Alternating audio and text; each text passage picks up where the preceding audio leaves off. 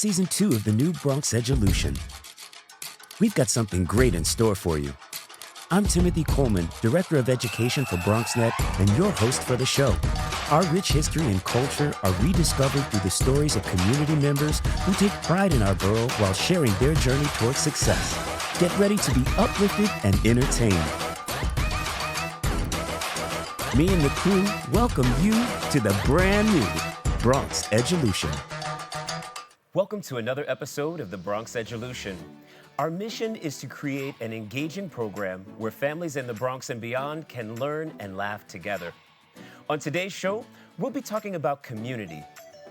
Now, community is defined as a feeling of fellowship with others as a result of sharing common attitudes, interests, and goals.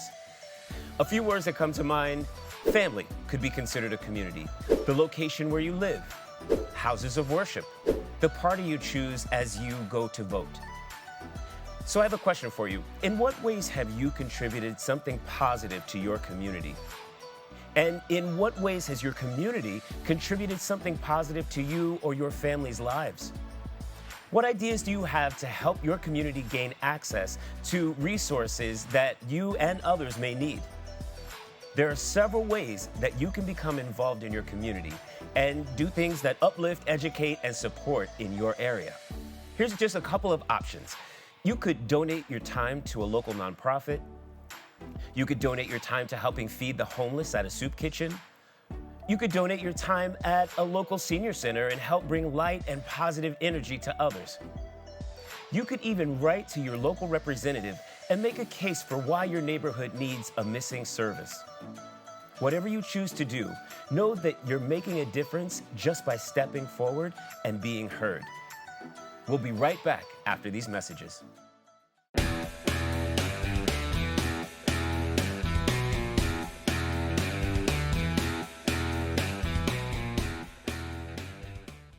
"19.7% of Bronxites currently experience food insecurity. Meanwhile, instead of these nice, colorful foods, this is the best food that they have access to. If this sounds like you, there are a bunch of resources to get healthy food for free or cheap. If you want to help, you might consider donating or volunteering in one of these places.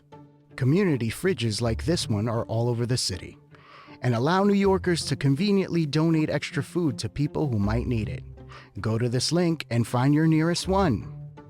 Food banks and pop-up events like these provide millions of healthy meals to families in need. These organizations are distributing meals to Bronxites as we speak and are always accepting donations and volunteers. Welcome back, Boogie Down. Thanks so much for joining us on the Bronx Edulution. Now, you already know this is my favorite segment of every show. This is the time when we get to introduce you to people that are working here at BronxNet that you may never come into contact with, but who are completely committed to their purpose of being in service to the community. I'm so excited today to have just like an energy bomb drop in on us in our studio. Vesly Beato is here with us from our marketing team. Vesly, thank you so much for being here with us. I appreciate it. Of course. All right, now did I get your last name right? You absolutely did. Okay, because you know I was kind of like a little bit nervous. All right, so Definitely. Vesly, where I want to start, right, is just a little bit about you and your background. So like, where are you from? Are you born and raised? Where are you from? Yes. So that question is one of my favorite questions to answer because I'm from the Bronx, a little place called Marble Hill, which is right in between Manhattan and right in between the Bronx. But my family actually came here from the Dominican Republic 30 years ago. Wow, okay. And they're becoming citizens, and they've been here for, 30 plus years in the same apartment, in the same building. Yeah. And I'm super excited for this topic because they've created their own little community away from their homeland. Yes. And that's where I've grown up. So when I say where I'm from, I think of the Bronx, I think of Dominican Republic. That's right. And I think of Marble Hills, yes. That's beautiful. That's beautiful. So, as you're saying, we are talking today about community and all the different ways that can become manifest, right? We have the community of our family. We have the community like what you just described of like where you live or like where you're from, or the multiple places that as nomads we are all from, and like houses of worship. There's so many different ways. And then there's the online community, right? So I just want to give the folks first a little taste of what do you do here at BronxNet? Because I don't know, I want to make sure they know before you answer some of the other questions that I know you're going to have fantastic answers to. What is your actual role and what does your day-to-day job look like for you? Definitely. So I would like to just say from now on, I only want my title to be Energy Bomb. That's what I want to be known as. That's what I want to go by. Yes. That's what I now identify Yes, as. it is done. I love it. On my LinkedIn, updating as of right now. I love it. My role here at BronxNet is community engagement and brand manager. I started in June of 2022 as a marketing manager, and as you know, BronxNet is turning 30 years old this year. We're constantly growing and changing and evolving. And so did my position. So went from simply a marketing manager to something that was really tailor-made for me. Beautiful. And something that where they saw my strengths. And it went from marketing manager to community engagement and brand manager. And I'm a part of 4 folks on the marketing team here at BronxNet. That's phenomenal. That's phenomenal. So now, in your current path, right? Like, I believe that life continues to evolve, and I think that we always have to shoot for the adventure. There are times when different opportunities become available to us, and we might not have thought about it before, and then you're like, yeah, you know what? I think I'm gonna go try this. Like, were you always like in the mindset of marketing and brand management? Like, or is this something that kind of like came up on you because of some other thing that just happened to happen for you? That is a great question. I feel like some people know what they're talented in from a very young age. Right. And I know that for me, my talent was in talking. It was talking a lot. No. And, surprise. From a young age, I knew that talking was my passion. It was what I was good at, connecting with others. And being myself was like it was just my talent. It was just what I was best at. Yeah. I couldn't sing. I couldn't dance. I could only dance bachata, merengue. I'm not a technical dancer. I write well. Yeah. So I knew like, okay, in actual skills that translate well academically, I know I can write. I know I can speak. I know I can connect with others. So I always knew I wanted to do something in lines with communications. And as I've just, discovered different careers, I kind of picked up from different jobs, like what was it that I liked about each job. Yeah. So at Staples, when I worked there, I loved writing still. And these things were consistent. Yeah. My likes and my skills were so consistent that I was like, I want to do marketing. I want to do communications. I want to do social media. And I found my community of like-minded individuals in college in this department. That is so important. Yeah. Definitely. So I also found my passion with nonprofits. I love the fact that our KPIs, like our key performance indicators, is reaching people. It's connecting. And that's what I feel best at. And I feel like this field is like where I thrive in, and I love it, and I don't feel like I'm at work all the time. So And it's a that's blessing. really powerful, right? Yeah. Like, I think one of the things that as a teachable moment for the community, one of the things that I really am receiving from your answer is that you identified the things about yourself that are positive. Because I think, we talk sometimes on the show about how, it takes so much repetition for us to believe something positive that someone says about us. But the minute someone says something negative, we're just all in and we're eating it like a sandwich. And so for you to self-identify, multiple things that add up to where you are right now, and to be able to align all of those things into one job is like, the Holy Grail, right? Definitely. So for the other side of it, the other side of marketing, right? Where we've got all these content creators, all these folks out here doing it, right? They've got a phone, they got an idea, and they're gonna turn on the camera and like go for it. Where do you feel like, or what is one of the greatest hurdles that you feel that people face in trying to grow their online community? Like, where are some places that people traditionally fail in that process? When people are trying to grow on social media, I think that something that people do is they put on. So they're not 100% themselves. They change the way they speak, and they're like, so guys, this is what I'm gonna do today, and this doesn't flow. Right. And I feel like when you're genuinely yourself, things just flow better. When you are unapologetically yourself, things just flow better. So I think where people fail in the quest of really trying to do social media, everybody has a phone, everybody wants to be on there. Yep. I feel like where they fail is not being 100% themselves. And this works whether you want to be a content creator, whether you want to help nonprofits, whether you want to help small businesses, bigger corporations. I think all across communications and marketing, you need to truly just be yourself. That's right. And make things more, not complicate things so much. I feel like things are also people also make things very complicated. And I feel like sometimes the most simple ideas are the most effective. That's powerful. That's powerful. So you've dropped this little $1 million nugget a couple of times in our interview. So I want to rephrase something to you and see how you feel about it. You are, and I've witnessed this from the time you started working here, in every space, you are always 100% you. And I always feel like you're being super authentic, and the love and the energy bombs that you drop are attractive in a sense that you want to be around people that are so full of light. But it's not always very easy to be yourself in any situation. So I'm curious, like, what was the path that you took in order to become comfortable being in your own skin and just being yourself no matter where you are? I feel like what really helps me be myself unapologetically all the time ties back to the theme of today's show. It's community. I'm Dominican, and I have a mom we have the same birthday. We do, January 4th. We have the same birthday. We look alike. We act the same. I think having an example of someone who was unapologetically themselves all of the time, like, she's the type, Tim, that she'll dance right here, take her stuff off, and she'll just start partying. Like, she dances to the beat of her own drum all of the time, and she's unapologetic about it. I love it. And I think having an example in my own community, someone who looked like me, someone who spoke like me, someone who, she just so happened to be related to me, but having that example of somebody who's told themselves made me feel like it's okay for me to be myself. Yeah.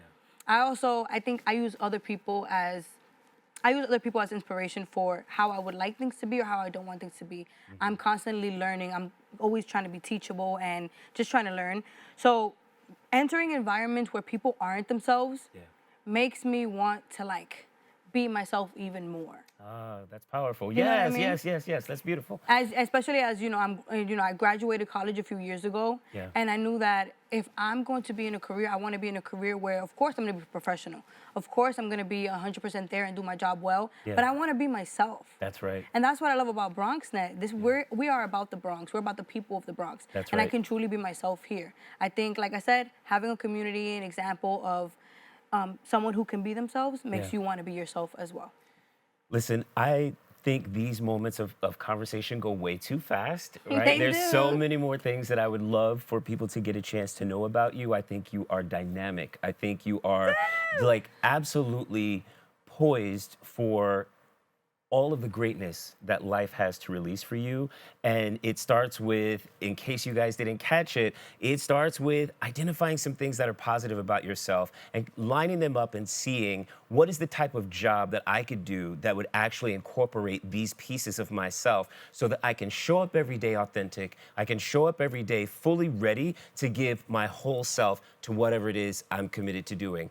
Vesly, thank you so much again for joining us. I appreciate it. These are $1 million nuggets, y'all. All right, look up Vesly. Please stay with us. We will be right back with more of the Bronx Edulution. The Bronx Edulution. We are Bronx Strong.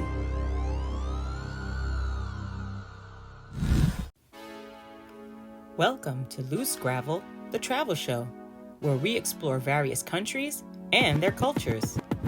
This program is brought to you by BronxNet, and I'm your host, Miss Merville.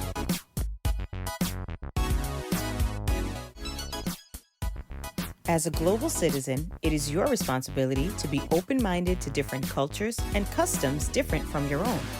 It's important to also know about social issues that occur in the world so that you can understand all that makes people so unique. On this episode of Loose Gravel, we will briefly explore some basic facts about a particular country. We will then explore a cultural practice and will create our own interpretation of this practice through a hands-on activity. Hope you're ready.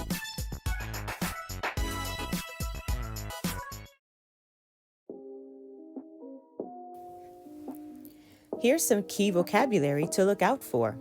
Good readers look out for context clues to help them gain meaning of an unknown word. Here are some words that you will learn about in this video lesson. Brazil, carnival, colonizers, cultural practice, intricate, Rio de Janeiro, samba, sambodromo, and technique. Keep an eye out for these words.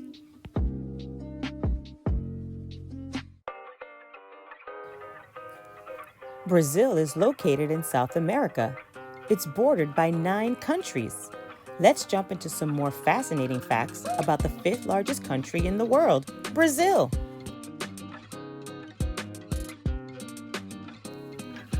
The population of Brazil is 211 million. Portuguese is the official language. Olá means hello. The name Brazil comes from a tree called Brazil wood, and the weather in Brazil is typically hot and humid. Brazil is a beautiful country with a rich history and exciting culture. The people of Brazil are very friendly as well. The capital of Brazil is Brasilia. Brasilia is the city where the president lives and works. It's also where a majority of the governmental agencies are located. The flag of Brazil has 3 colors. The green represents the forests of Brazil, the blue represents the starry sky over Rio de Janeiro, and finally the yellow represents the mineral wealth of the country. Also, across the flag, it says Ordem e Progresso, which means order and progress. Brazil is the 5th largest country in the world and has a variety of landscapes like the jungle, forests, grasslands, and more. These landscapes are home to many ecosystems. The Amazon rainforest is the most notable landscape of the country. The rainforest once covered the southeastern portion of Brazil. Today, it is home to Brazil's largest cities, such as Rio de Janeiro and Sao Paulo.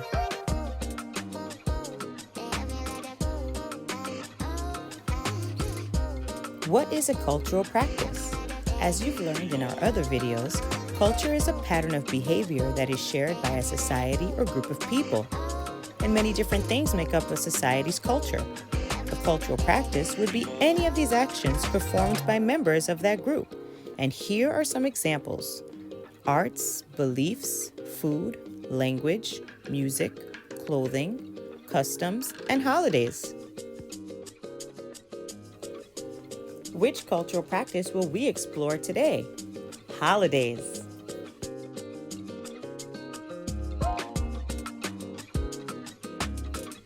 Let's explore Carnival in Brazil.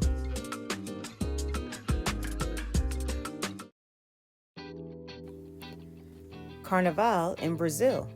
Carnival, pronounced Carnaval, is the most popular festival in Brazil. Nearly 5 million people take part in celebrating this festival in the city of Rio de Janeiro. It is celebrated each spring on the Saturday before Ash Wednesday, which is the first day of fasting in Christianity. This is usually about 40 days before Easter. The party takes place in almost every corner of most Brazilian cities.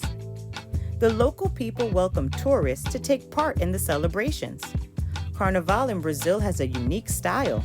The immigrant slaves heavily influenced the festival with their spectacular musical abilities. The African slaves were brought to Brazil by the Portuguese colonizers. A colonizer is a person who uses force to take control of an area or a country that is not their own, and sends people from their own country to live there. The African slaves gave birth to the first samba rhythms. Samba is a fun, upbeat, and lively dance with a great deal of rhythm due to the quick drum beats.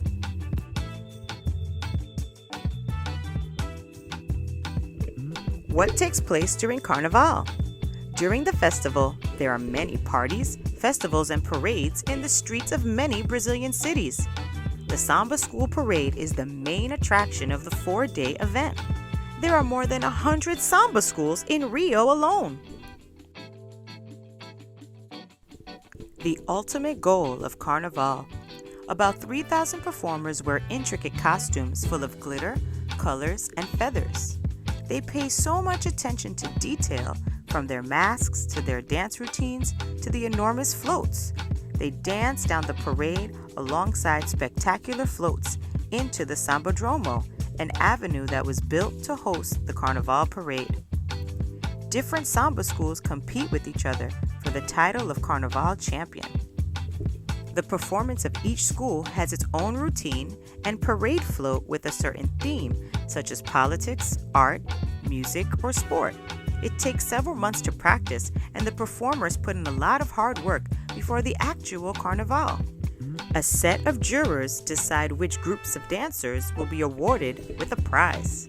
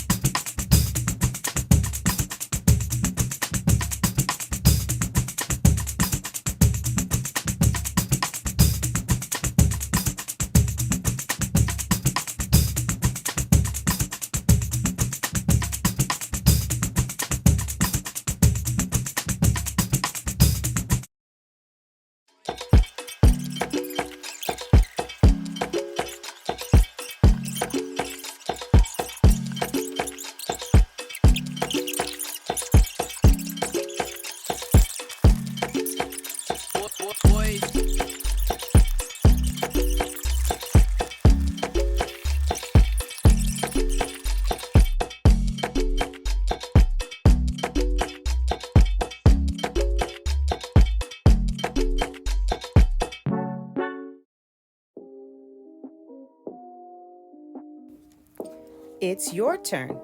It's your turn to create your own mask in preparation for the Brazilian cultural event Carnival. Let's create a mask. How might you make an ornate carnival mask? How could we incorporate elements of our own cultures into our Carnival creation? Let's dive into the materials and the steps necessary to make your very own Carnival mask. Don't work alone. Make it a family extravaganza. Here are some of the materials you might need to create your own mask for Carnival. You'll need scissors, construction paper or cardstock, glue stick, glitter, and maybe some string you have hanging around. Here's our task. Cut out a mask pattern and spaces for the eyes using scissors. Using construction paper or cardstock, cut out feathers. You will need a few, so feel free to use different colors to make your mask vibrant. 3. Use a glue stick to put the feathers all around the mask. 4. Attach the string around each side of the mask using a stapler or a hole puncher. Use a pencil to curl the feathers around the mask to add dimension. And finally, add some glitter to give your mask more pizzazz. And voila! You've created a mask worthy of a championship at the Sambadromo. Let's go over our recap checklist. We learned a few key facts about Brazil and its geography. We identified a few cultural practices and used context clues to define key vocabulary words. We explored the holiday that is Carnival through text and other media. We examined the materials to create a mask and created our own interpretation using our own culture as inspiration. We took a retrospective look at our experience today by completing this checklist.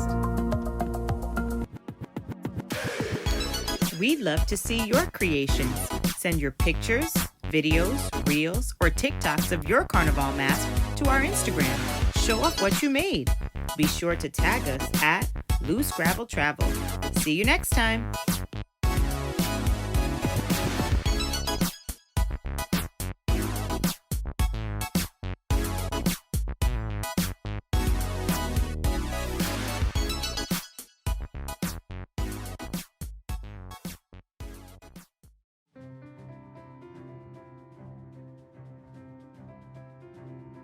I remember when the Bronx did not really have a media outlet properly representing the people of the Bronx. BronxNet provides for the community by being a community where people can be empowered to share their voices. We are in a really great place technologically. We've got all the resources that we need to be effective. Whether it's through cameras, storytelling, editing, we have provided those services for 30 years. BronxNet's mission is to be a voice for the community. To educate, to inform, and to inspire. And you can be a part of it. We've built studios for you.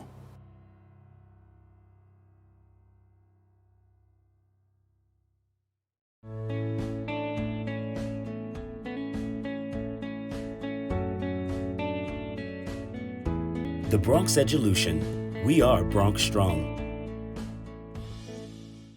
Welcome back, family. Today's episode was all about community, how we define the area that we live in, how we respond to the people that we live close to, how we fit in with our skills, our gifts, our talents into our families, into our religious beliefs, into the way that we vote, into the areas that we live. Remember, you already have everything you need in order to present your original idea to the world. So get online at bronxnet.org/education and come and take some classes with us, because if I'm doing it, you absolutely can do this too. I'm Timothy Coleman, Director of Education for BronxNet Cable Access, and your host for the Bronx Edulution. Please like and share our show from our YouTube page at BronxNet TV. And as we always end our show, me and the crew welcome you to the all-new Bronx Edulution. Come on, everybody. Bye. Bye.